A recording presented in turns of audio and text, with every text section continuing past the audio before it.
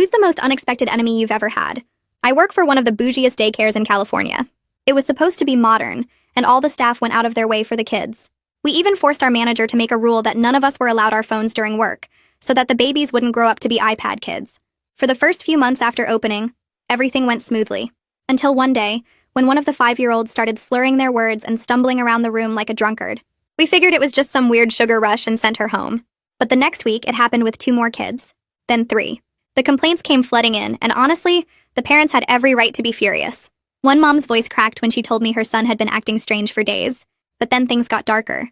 My supervisor insisted on calling CPS on 3 of the families, claiming the parents must be leaving substances within reach at home. I watched a father break down in our parking lot after a social worker showed up at his job. These parents were being investigated for something we all knew deep down was connected to our daycare. The thing that killed me was watching my coworkers' faces during our emergency staff meeting. Elena, who'd been teaching for 15 years, looked like she might cry.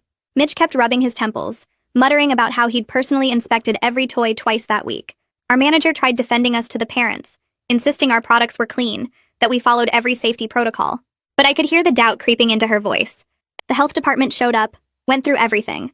But everything was clean, and the incidents kept happening. Kids went from feeling nauseous to vomiting. When police finally showed up, our manager did something I'll never forget. She convinced them to investigate the parents' homes first, buying us time. Then she cornered me and Jenny in her office. "Figure this out," she hissed, "or I'll make sure you two take the fall. I'll blacklist you from every daycare in the state." Jenny's hands were shaking when we left her office, and we went into overdrive, testing absolutely everything. We started wondering if it was the new carpet in the reading nook, maybe off-gassing chemicals. We paid to have it tested. Nothing. Jenny and I became obsessed, staying late every night trying to solve this. Was it the hand soap? We switched brands 3 times. The air vents? We had them professionally cleaned. I even started suspecting the paint on the walls might have lead, even though the building was only 2 years old. Then our manager pulled me and Jenny aside with this exhausted look. She was giving everyone else mandatory PTO for a week. Everyone except us. "I need to know," she whispered, and I realized she was testing if someone on staff was behind this. It felt awful being the only 2 she trusted, but I got it. The worst part?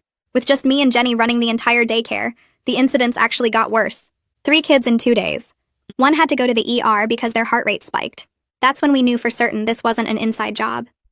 My coworker started a spreadsheet tracking everything: which rooms the kids had been in, what they ate, who they played with, even what songs we'd sung that day. Nothing made sense.